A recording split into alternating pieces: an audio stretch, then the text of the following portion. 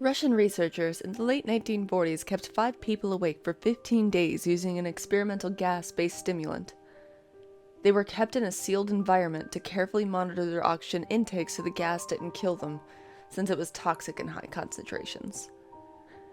This was before closed-circuit cameras, so they had only microphones and 5-inch thick glass porthole-sized windows into the chamber to monitor them.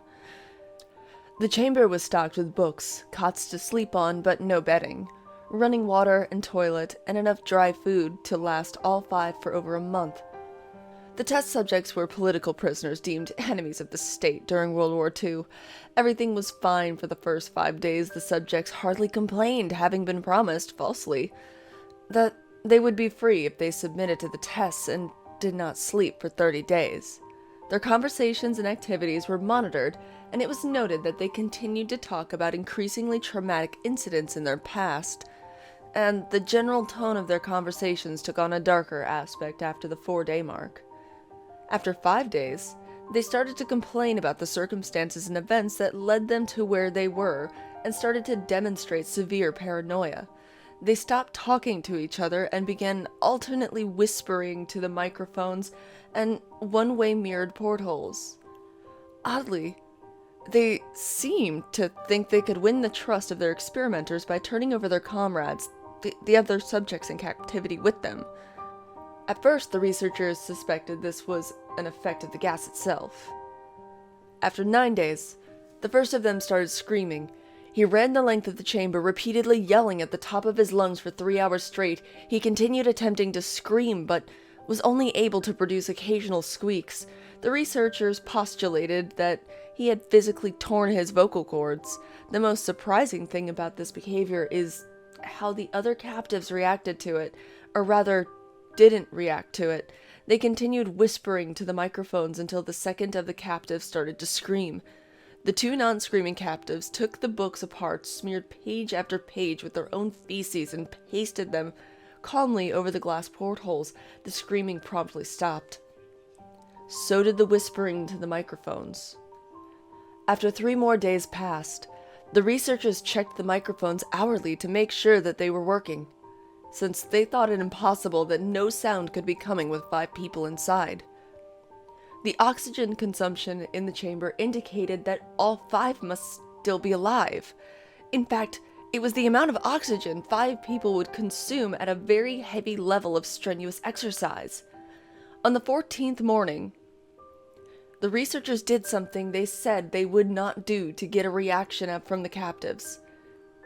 They used the intercom inside the chamber, hoping to provoke any response from the captives they were afraid were either dead or vegetables. They announced, "We are opening the chamber to test the microphones. Step away from the door and lie flat on the floor, or you will be shot. Compliance will earn one of you your immediate freedom." To their surprise, they heard a single phrase and a calm voice respond, "We no longer want to be free." Debate broke out among the researchers and the military forces funding the research, unable to provoke any more response using the intercom. It was finally decided to open the chamber at midnight on the 15th day. The chamber was flushed of the stimulant gas and filled with fresh air, and immediately voices from the microphone began to object. 3 different voices began begging, as if pleading for the life of loved ones, to turn the gas back on. The chamber was opened and soldiers went in to retrieve the test subjects. They began to scream louder than ever, and so did the soldiers when they saw what was inside. 4 of the 5 subjects were still alive, although no one could rightly call the state of any of them in life. The food rations past day 5 had not so much as been touched. There were chunks of meat from the dead test subjects' thighs and chests stuffed into the drain in the center of the chamber, blocking the drain and allowing 4 inches of water to accumulate on the floor. Precisely how much of the water on the floor was actually blood was never determined. All 4 surviving test subjects also had large portions of muscle and skin torn away from their bodies. The destruction of flesh and exposed bone on their fingertips indicated that the wounds were inflicted by hand, not by teeth as the researchers initially thought. Closer examination of the position and angle of the wounds indicated that most, if not all, of them were self-inflicted. The abdominal organs below the rib cage of all test subjects had been removed. While the heart, lungs, and diaphragm remained in place, the skin and most of the muscle attached to the ribs had been ripped off, exposing the lungs through the rib cage. All the blood vessels and organs remained intact. They had just taken out and laid on the floor, fanning out around the eviscerated but still living bodies of the subjects. The digestive tract of all four could be seen to be working, digesting food. It quickly became apparent that what they were digesting was their own flesh that they had ripped off and eaten over the course of days.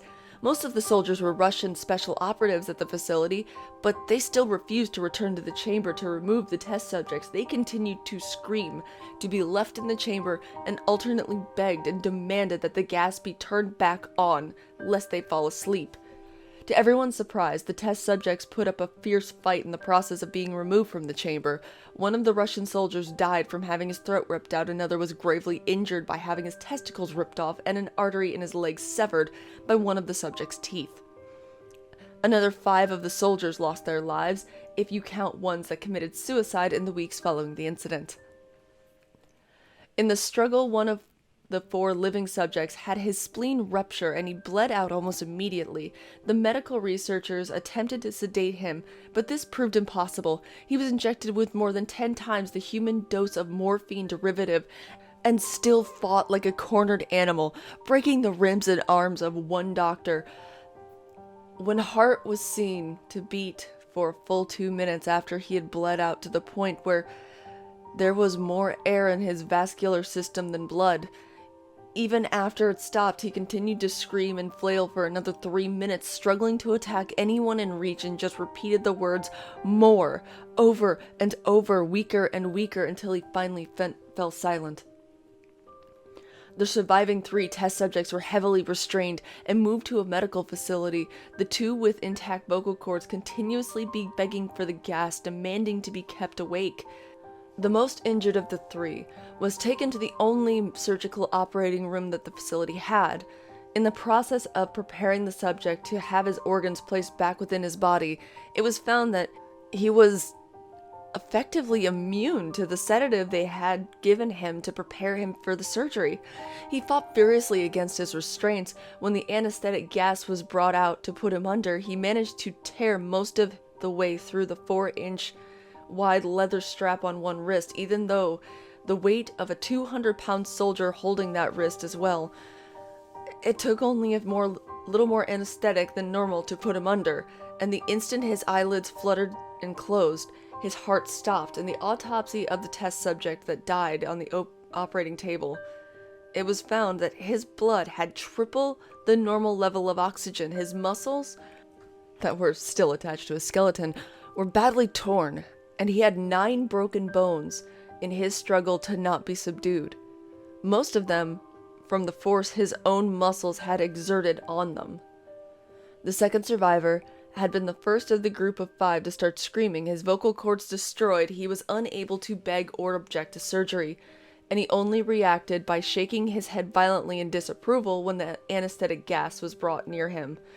He shook his head yes when someone suggested reluctantly that they try surgery without anesthetic, and did not react for the entire 6-hour procedure of replacing his abdominal organs and attempting to cover them with what remained of his skin.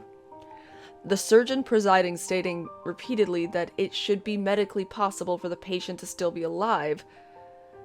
One terrified nurse assisting the surgery stated that she had seen the patient's mouth curl into a smile several times whenever his eyes met hers. When the surgery ended, the subject looked at the surgeon and began to wheeze loudly, attempting to talk while struggling. Assuming this must be something of drastic importance, the surgeon had a pen and pad fetched so the patient could write his message. It was simply, "Keep cutting." The other 2 test subjects were given the same surgery, both without anesthetic as well, although they had to be injected with a paralytic for the duration of the operation. The surgeon found it impossible to perform the operation while the patient laughed continuously. Once paralyzed, the subject could only follow the attending researchers with their eyes. The paralytic cleared their system in an abnormally short period of time, and they were soon trying to escape their bonds.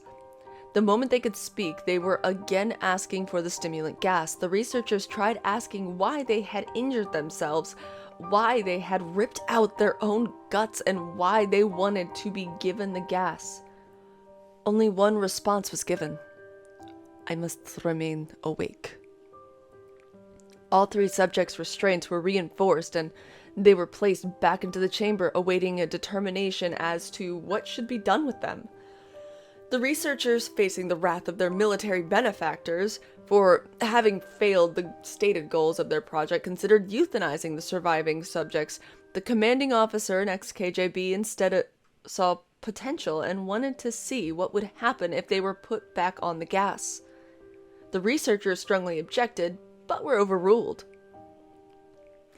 In preparation for being sealed in the chamber again, the subjects were connected to an EEG monitor and had their restraints padded for long-term confinement. To everyone's surprise, all 3 stopped struggling the moment it was let slip that they were going back on the gas. It was obvious that, at this point, all 3 were putting up a great struggle to stay awake. One of the subjects that could speak was humming loudly and continuously. The mute subject was straining his legs against the leather bonds with all his might, first left, then right, then left again, for something to focus on. The remaining subject was holding his head off his pillow and blinking rapidly. Having been the first to be wired for EEG, most of the researchers were monitoring his brain waves in surprise. They were normal most of the time, but sometimes flatlined inexplicably. It looked as if he were repeatedly suffering brain death before returning to normal. As they focused on paper scrolling out of the brainwave monitor, only one nurse saw his eyes slip shut at the same moment his head hit the pillow. His brainwaves immediately changed to that of deep sleep and then flatlined for the rest of the time as his heart simultaneously stopped. The only remaining subject that could speak started screaming to be sealed in now. His brainwaves showed the same flat line as the one who had just died from falling asleep. The commander gave the order to seal the chamber with both subjects inside as well as 3 researchers. One of the named 3 immediately drew his gun and shot the commander point blank between the eyes, then turned the gun on the mute subject and blew his brains out as well. He pointed his gun at the remaining subjects still restrained to a bed as the remaining members of the medical and research team fled the room. "I want to be locked in here with these things, not you!" He screamed at the man strapped to the table. "What are you?" he demanded. "I must know!" The subject smiled. "Have you forgotten so easily?" the subject asked. "What are you?"